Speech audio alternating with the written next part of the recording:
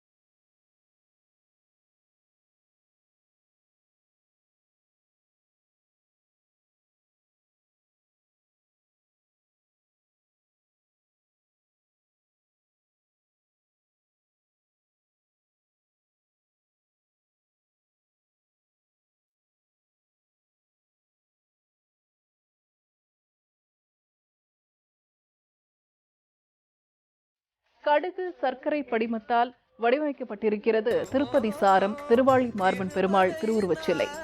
ஆகவே அவருக்கு திருமஞ்சனம் செய்யப்படுவதில்லை. பஞ்சகவ்யம் கொண்டு ஆண்டுக்கு ஒருமுறை தூய்மை செய்யப்படுகிறது.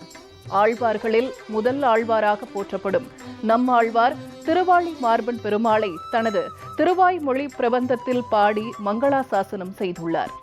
நம்மாழ்வாரின் தாயார் உடையநங்கை அவதரித்ததும் இந்த திருப்பதி சாரம் திருத்தலத்தில்தான் என்பது இன்னொரு விசேஷமாகும். பெரும் வரப்பிரசாதியாக விளங்கி தன் பக்தர்களின் மனங்கவர்ந்த பெருமாளாக விளங்குகிறார் நாகர்கோவில் திருப்பதி சாரம் திருவாளி மார்பன் பெருமாள்.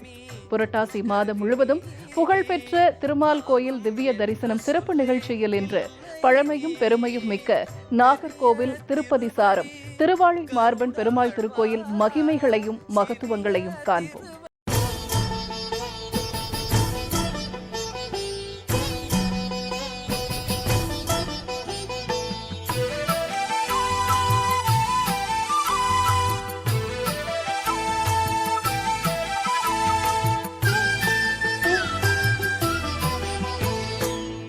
चक्रगदाबाणे द्वारका नीलाच्युताः गोविंदा पुंडरीकाक्ष रक्षमां शरणं गदाः.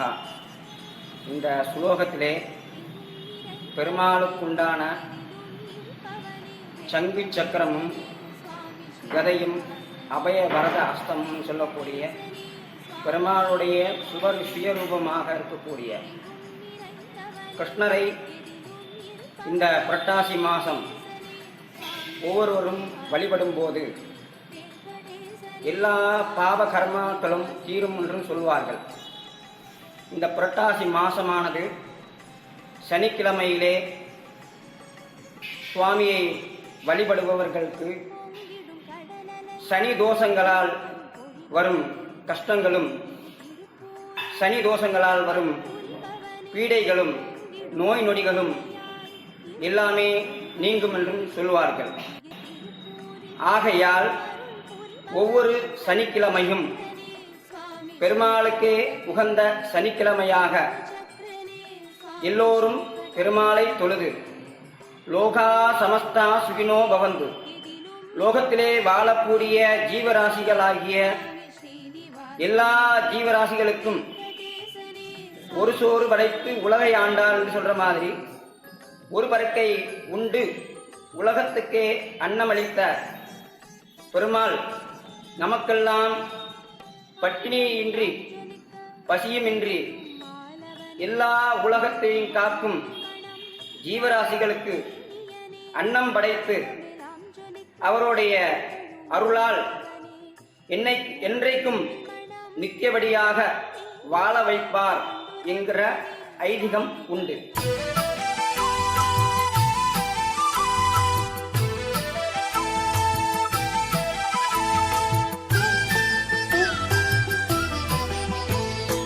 நமது கன்னியாகுமரி மாவட்டத்திலே புண்ணிய கஷேத்திரங்களிலே 108 வைஷ்ணவ திவ்ய ஸ்தலங்களிலே 4வது திவ்ய ஸ்தலமாக இருக்கக்கூடிய திருப்பதி சாரம் பத்மாவதி சமேத திருவாள் மார்பன் அனுகிரகத்தோடு இந்த திருப்பதி சாரத்திலே அருள்பாலித்து வைஷ்ணவ திவ்ய ஸ்தலங்களில் மட்டுமில்லாமல் சிவாலயங்களை சேவிக்கிறவர்களுக்கும் அங்கே பெருமாள் எல்லோருக்கும் காட்சி அளித்து வைகுண்டநாதனாக எல்லாருக்கும் அருள்பாலித்துக் கொண்டிருக்கிறார். கருடனாக ஸ்ரீ மகாவிஷ்ணுவின் வாகனமாக இருக்கக்கூடியவர் அமிர்தத்தை தந்து மக்களுக்கு நோய் நொடியின்றி வாழ வைக்கவும் சனிக்கிழமையாகிய ஒவ்வொரு புரட்டாசி மாச சனிக்கிழமையும் அவரை தொழும் சமயத்திற்கு நோய் நொடியின்றி முன்கர்மாவினையால வம்சத்தால் உள்ள நோய் நொடிகளும் நிவர்த்தியாக்கி அருள்பாலித்து எல்லோரையும் காப்பாற்றி அருள்கின்றார்.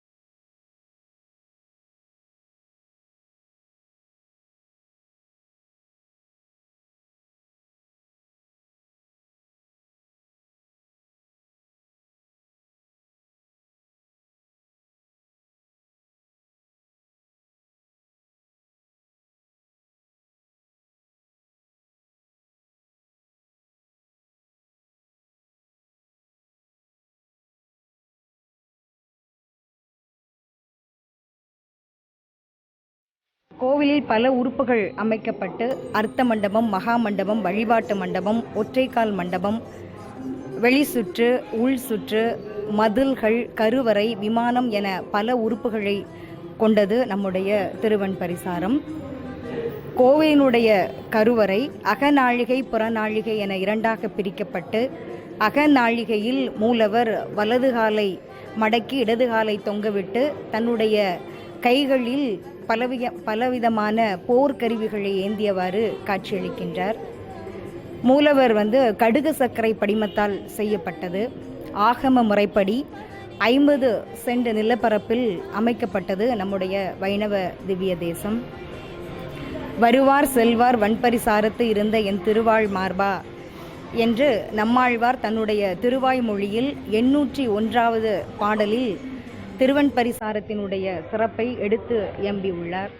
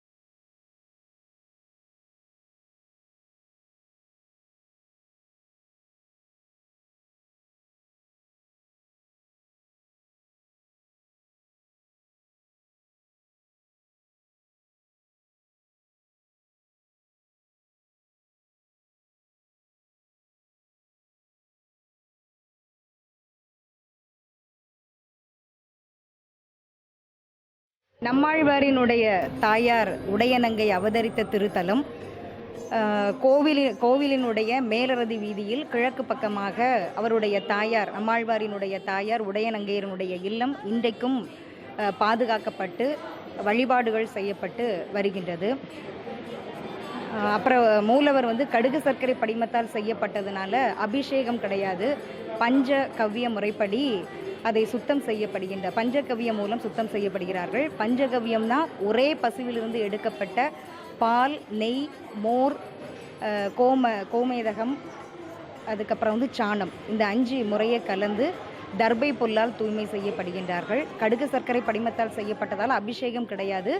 புற நாழிகையில் வைக்கப்பட்டிருக்கக்கூடிய வெண்கலத்தால் செய்யப்பட்ட வீதி உலாவுக்கும் அபிஷேகத்திற்கும் பயன்படுத்தக்கூடிய உற்சவர்களுக்கு அந்த சிறப்பு வழிபாடு நடைபெறுகிறது. ஒவ்வொரு மாதமும் திருவிழாக்கள், சிறப்பு பூஜைகள், வழிபாடுகள் என திருவன் பரிசாரம் எந்த நாளும் விழா கோலத்தில் காட்சியளிக்கின்றது. அப்புறம் தமிழ்நாடு கேரளாவோடு இணைந்த காலகட்டத்தில் திருவிதாங்கூர் மன்னர்களினுடைய ஆட்சி காலத்தில் கோவிலினுடைய திருப்பணி சிறப்பாக இருந்தன. நிதித்துறையும் அறநிலைத்துறையும் சேர்ந்து இருந்தது. திருவிதாங்கூர் மன்னர்களினுடைய ஆட்சி காலகட்டத்தில் தான் அறநிலைத்துறைக்குன்னு தனியாக என்ன செய்தாங்க, துறை ஒதுக்கினார்கள். 1972 காலகட்டத்தில் மார்த்தாண்டவர்மா அவர் தொடங்கி பாலவர்ம ராஜா, கௌரி லட்சுமி பாய், கௌரி பார்வதி பாய், சித்திரை திருநாள், மூல திருநாள், அஸ்வினி திருநாள், இவர்கள் காலகட்டத்தில் கோயிலுடைய நிர்வாகம் நேர்மையான முறையிலும் நல்ல முறையிலும் கட்டிடப் பணிக்கு சிறப்பு அங்கீகாரம் கொடுக்கப்பட்ட காலம், கலைஞர்களை ஊக்குவித்த காலம், சிற்ப கலைஞர்கள், இசை கலைஞர்களுக்கெல்லாம் அங்கீகாரம் கொடுக்கப்பட்ட அந்த காலகட்டம். 12 ஆழ்வார்கள் பாடிய தலத்தை தான் வைணவ திவ்ய தேசம்னு சொல்லுவாங்க. நம்முடைய திருவன் பரிசாரம் முதன்மை ஆழ்வாராக போற்றப்படக்கூடிய நம்மாழ்வாரால் பாடப்பட்ட மங்களாசாசனம் செய்யப்பட்ட திவ்ய தலம். ஆகையால தான் இது 108 திவ்ய தேசத்தில் 35வது தலமாக போற்றப்பட்டு வருகிறது. கூடுதலான சிறப்பு என்னவென்றால், தனியாக, அதாவது இந்த கோயிலை பற்றி மங்களாசாசனம் செய்யப்பட்ட நம்மாழ்வாருக்கு என தனியான ஒரு கருவறை அமைக்கப்பட்டு அவருக்கும் பூஜைகளும் வீதி உலாவுக்கு எடுத்து செல்லப்படக்கூடிய நிகழ்ச்சிகளும் இந்த கோவிலில் சிறப்பாக நடைபெற்று வருகிறது. நம்மாழ்வாருக்கு வைகாசி மாதம் அவருக்கு பிறந்தநாள் கொண்டாடப்படுகிறது. சித்திரை மாதம் 10 நாளும் திருவிழா சீரும் சிறப்புமாக ஊரே திருவிழா கோலத்தோடு மகிழ்ச்சியாக இருக்கக்கூடிய அந்த காட்சி. வைகாசி மாதம் அந்த நம்மாழ்வாரினுடைய ஜெயந்தி, ஆடி மாதம் கருடாழ்வாருக்கு பிறந்த நாள், கருடாழ்வார் ஜெயந்தி, ஆடி நிறை, புரட்டாசி மாதம் அந்த எல்லா வாரங்களும், புரட்டாசி மாதம் எல்லா வாரங்களிலும் அதிகாலை 3:30 மணி அளவுக்கே மேல்சாந்தி அவர்கள் நடையை திறந்து பல வண்ண அலங்காரம், பல மலர்களால் அலங்காரம் செய்யப்பட்டு சிறப்பான பூஜைகள் நடத்தப்படுகிறது. தினசரியுமே 6 கால பூஜை நடக்கப்படும். தினசரி 4:30 மணிக்கே நடை திறக்கப்படும். இந்த புரட்டாசி மாதம் சனிக்கிழமை மட்டும் ஒவ்வொரு வாரமும் 3:30க்கே பக்தர்களுடைய கூட்டம் அதிகமாக இருந்த காரணத்தினால 3:30க்கே திறக்கக்கூடிய அந்த ஒரு சிறப்பு வழிபாடு. புரட்டாசி மாதம் இறைவனை வழிபட்டால் மோட்சம் கிடைக்கும். அதுதான் ஆழ்வார்கள் ஒவ்வொருத்தங்களும் தங்களுடைய பாடல்கள், வைணவ ஆழ்வார்களாக இருந்தாலும் சரி, சைவத்தை பரப்பிய நாயன்மார்களாக இருந்தாலும் சரி, இறைவனை அந்தந்த மாதங்களில் சரியாக வணங்கியவர்கள் முக்தி நெறி அடைவார்கள், மோட்சம் அடைவார்கள், இறைவனோடு ஐக்கியம் பெறுவார்கள். பிறவி என்கின்ற பிறப்பு நமக்கு இனிமேல் இருக்காது என்கின்றதைத்தான் புரட்டாசி சனிக்கிழமை வாரந்தோறும் இறைவனை தரிசிக்க வேண்டும் என்பதைத்தான் நம்முடைய மூதாதையர்கள், அப்புறம் பக்தி நெறியாளர்கள் நமக்கு திரும்ப திரும்ப எடுத்து சொல்கின்றார். சப்த ரிஷிகள் புடைசூழ காட்சியளிக்கின்றார். எனவே முனிவர்களுக்கு காட்சியளித்தவர்.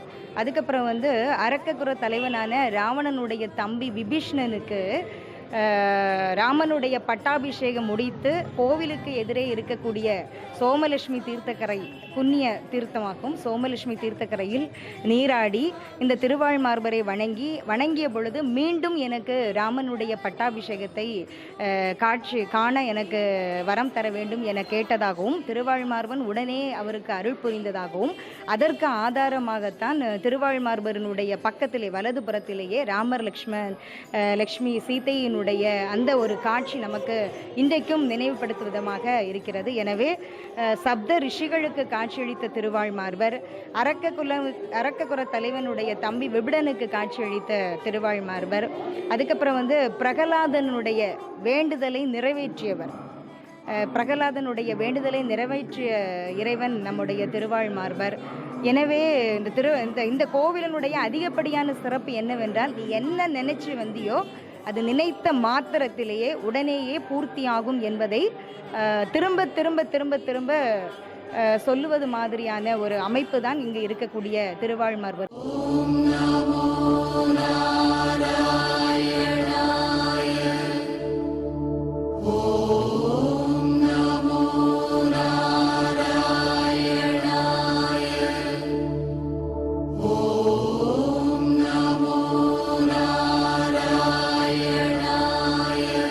மார்கழி மாதம் 30 நாளும் கோலாகலமாக இருக்கும். அதிகாலை 3 மணிக்கே பக்தர்கள் திருவாழ்மார்பன் ஆலயத்திற்கு எதிரே இருக்கக்கூடிய சோமலட்சுமி தீர்த்தக்கரையில் நீராடி இறைவனை வழிபடுவது, அதிகாலை 3 மணிக்கே வழிபடுவதும், திருப்பள்ளி எழுச்சி பாடுவதும், திருக்கோவை பாடுவதுமாக பக்தர்கள் நிகழ்த்துகின்றார்கள்.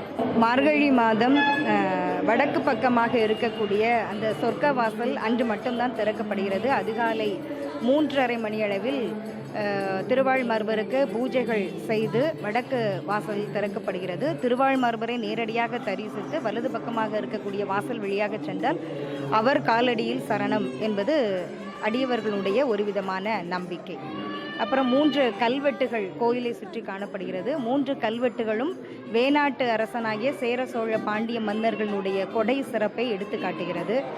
அப்புறம் திருவிதாங்கூர் மன்னர்களினுடைய கட்டட பணி, இதற்கான கல்வெட்டுகள் எல்லாம் கோயிலை சுற்றி பதிவு செய்யப்பட்டுள்ளது. அகநாழிகையில் அமர்ந்துள்ள திருவாழ்மார்பரனுடைய பெயர் காரணம், திருவாழ்மார்பர்ங்கிற பெயர் வருவதற்கு காரணம் பிரகலாதனுடைய வேண்டுகோளை ஏற்று நரசிம்ம அவதாரம் எடுத்து பிரகலாதனுடைய தந்தை இரணியனை வதம் செய்து உக்கிர கோலத்தில் காட்சியளித்தார். அந்த காட்சியை கண்டு பயந்து ஒதுங்கி நடுங்கி இருந்த தாயார் லக்ஷ்மியினுடைய அந்த பயத்தை போக்குவதற்காக திருவாழ்மார்பர் அவளை தன்னுடைய மார்போடு அணைத்ததாகவும், அந்த அணைப்பு தான் நம்முடைய திருவாழ்மார்பரனுடைய பெயர் வருவதற்கான காரணம். திருவாழ்மார்பன், திருவை தன்னுடைய மார்பகத்தில் அணைத்து வாழக்கூடியவர் திருவாழ்மார்பர். எனவே தாயாருக்கு என தனியாக சன்னிதானம் கிடையாது. இங்குள்ள இறைவனை வணங்கினாலே போதும், இறைவியினுடைய அருள் சேர்ந்தாப்பிலே நமக்கு கிடைக்கும் என்பது கூடுதலான ஒரு நம்பிக்கை. புரட்டாசி மாதம் சனிக்கிழமை திருவாழ்மார்பரை தரிசித்தால் திரும்பியுமே கல்வி நெறி, ஞான நெறி, முக்தி நெறி, வீடு பேறு சொல்லுகின்ற மிகப்பெரிய அறங்கள் எல்லாம் நமக்கு கைகூடி வரும். நாம் நினைத்ததை நிறைவேற்றக்கூடிய ஆற்றல் இந்த இறைவனுக்கு இருக்கக்கூடிய காரணத்தினால் புரட்டாசி சனிக்கிழமை இன்னும் அதிகப்படியான பக்தர்களுடைய கூட்டம் வருகின்றது. வெளியிலிருந்து திருநெல்வேலி, காஞ்சிபுரம், இப்படி பல மாவட்டங்களிலிருந்தெல்லாம், திருநெல்வேலி மாவட்டங்களெல்லாம் இருந்து இந்த வைணவ திவ்ய தேசத்துக்கு வருகின்றார்கள். காரணம் என்னவென்றால், வைணவ திவ்ய தேசத்தில் பிறந்து இருக்க வேண்டும், அல்லது பிறக்கக்கூடிய ஒவ்வொரு மனிதர்களும் ஒரு நாளாவது அந்த வைணவ திவ்ய தேச ஆலயத்திற்கு தரிசிக்க வேண்டும் என்ற ஒரு காரணத்திற்காக இந்த சனிக்கிழமை, அதுவும் புரட்டாசி சனிக்கிழமை மக்கள் வணங்குவது கூடுதலான சிறப்பு. புரட்டாசி சனிக்கிழமை பொறுத்தளவில் எல்லா வைணவ தலங்களிலும் சிறப்புகள் இருந்தாலும் இந்த வைணவ தலம் 108 வைணவ தலத்தில் ஒன்றாக போற்றப்பட்டு வருவதால் கூடுதலான சிறப்பு. மேலும் மற்ற தலங்களில் நாராயணனுடைய சிற்பங்கள் மட்டும்தான் இருக்கும். ஆனால் இங்கே அப்படி இல்லை. கடுகு சர்க்கரை படிமம் சொல்லக்கூடிய மூலிகையால் செய்யப்பட்ட மருத்துவ குணம் நிறைந்த மூலவர். இன்னொன்று நம்மாழ்வாருக்குன்னு தனியாக ஒரு சன்னிதானம், வேறு எந்த ஆலயத்திலையும் ஆழ்வார் 12 ஆழ்வார்களுக்குன்னு தனியாக சன்னிதானம் கிடையாது. நம்முடைய திருவன் பரிசாரத்தில் மட்டும்தான் ஆழ்வாருக்குன்னு தனியாக ஒரு சன்னிதானம் வைத்திருக்கிறது கூடுதலான சிறப்பு. அவருக்கு ஒரு வாகனம் எடுத்து வீதி உலாக்கு கொண்டு வருவதெல்லாம் இன்னும் கூடுதலான சிறப்பு. அப்புறம் சனிக்கிழமை, புரட்டாசி சனிக்கிழமை ஊரில் இருக்கக்கூடிய அத்தனை மக்களுமே கோயிலுக்கு வந்துடுவாங்க. இங்கே என்னெல்லாம் வேலை உண்டுமோ நீனு போட்டி என்ன செய்வாங்க. சின்ன பிள்ளைங்கள்லேருந்து பெரிய வயதானவர்கள் வரைக்கும் அந்த வேலைகளை எல்லாம் மகிழ்ச்சியாக செய்வாங்க. இது அடியவருக்கும் அடியவர். அதனால தான் இன்றைக்கும் அது பிரசித்தி பெற்ற தலமாக திகழ்கிறது. நீங்கள் என்ன நினச்சி வந்தாலும் அந்த நினைத்த காரியம் நீங்கள் நினைக்கிறதுக்கு முன்னாடியே நடந்துடும். அந்த அளவுக்கு சக்தி வாய்ந்த ஆற்றல் வாய்ந்த பெருமான். காரணம் என்னவென்றால் தாயாரை தன்னுடைய மார்பகத்தில் வைத்தவர். எனவே ஒரு பெண்ணினுடைய மனதிலே அவருக்கு இன்னும் ஆழமாக அந்த இறைவனுக்கு தெரியும். எனவே இறைவனும் இறைவியும் தனித்தனியாக அவர்கள் நமக்கு அருள் புரியாமல் இருவருமே சேர்த்து அருள் பாவிக்கக்கூடிய சிறப்பு. சப்தரிஷிகளுக்கு காட்சியளித்த தலம், அரக்ககுல மன்னனாகிய விபீஷ்ணனுக்கு காட்சியளித்த தலம், நம்மாழ்வார் பாடிய மங்களாசாசனம் செய்த தலம். ஆகையால் நீங்கள் என்ன நினச்சி வந்தாலும் இந்த கோவிலில் நடக்கும். இது 108 திவ்ய தேசத்தில் ஒரு திவ்ய சேதம். திருவாளி மார்பன் அம்பாள் மார்பில் இருப்பாங்க சுவாமியை. அது எங்கே என்ன விசேஷம்னாக்கா எல்லாமே என்ன நம்ம நினைக்கிறோமோ எல்லாமே கைகூடி வருகிறது. இந்த திருவாளி மார்பன் கோவிலில் அனைவரும் எல்லா பக்தர்களும் இங்கே தரிசனம் பண்ணி சகல சௌபாக்கியங்களும் பெற்று எடுத்து செல்கிறார்கள். குழந்தை பாக்கியங்கள் இல்லாதவங்களுக்கு குழந்தை பாக்கியங்கள் கிடைச்சிருக்கிறது. திருமணமாகாதவங்களுக்கு திருமணம் கிடைச்சிருக்கிறது. இங்கே சகல சௌபாக்கியங்களும் இங்கே எல்லோரும் நேர்த்தி கடனும் செலுத்திக்கிட்டு போகிறாங்க. அது மட்டும் இல்லை, துலாபாரங்கள் நடக்கிறது. இது போக சாமிக்கு நைவேத்தியங்கள் சகலதும் செய்து கொண்டிருக்கிறார்கள். புரட்டாசி சனிக்கிழமை பெருமாளுக்கு உகந்த நாள் உற்சவ தினம். அதாவது திவ்ய தேசங்களில் திருப்பதியில் என்ன பிரம்மோற்சவம் நடக்கிறதோ அதே மாதிரி ஒரு உற்சவம் இங்கேயும் நடக்கிறது. இது ஒரு திருவிழாவும் நடக்கிறது. சித்திரை திருவிழா, பெரிய திருவிழா நடக்கிறது. சகல சௌபங்களும் இது தேர் திருவிழாவும் எல்லாமே நடக்கிறது திருவாளி மார்பன் கோயிலில். திருவாள் மார்பன் 108 வைஷ்ணவ தேசத்தில் ஒரு தேசம். மற்ற எல்லா ஸ்தலங்களிலையும் அம்பாள் தனி சன்னதியாக விட்டிருப்பாள். இங்கே அம்பாளுக்கு தனி சன்னதி கிடையாது. அவரோட நெஞ்சிலேயே இருக்கிறதுனால தான் திருவாள் மார்பன் அப்படிங்கிற நாமம் அவருக்கு இருக்குது. 12 ஆழ்வார்கள் அருளி செய்த 4000 திவ்ய பிரபந்தம் ஆகிய தமிழ் வேதம். ஏன்னா அது அவ்வளவும் தமிழ், சமஸ்கிருதம் கிடையாது. அந்த 4000 பாடல்களை தினமும் மாதத்திற்கு ஒரு நாள் 400 என்கிற வீதம் ஒரு 10 மாதமாக நாங்கள் நடத்துவதற்கு அடியார்கள் கூடி முடிவு செய்து இப்பொழுது 4 மாதம் நடைபெற்று முடிந்தது. இன்னும் மேலும் சிறப்பு என்னன்னு சொன்னால், புரட்டாசி மாதம் திருவோணம் நட்சத்திரத்தில் தான் அவர் அவதாரம் பண்ண நாள். அவர் நட்சத்திரம் திருவோணம். அதனால தான் இந்த மாதங்கள் 12ல் புரட்டாசிங்கிற 6வது மாதம் ரொம்ப விசேஷமான மாதமாக கொண்டாடப்படுகிறது பக்தர்களால்.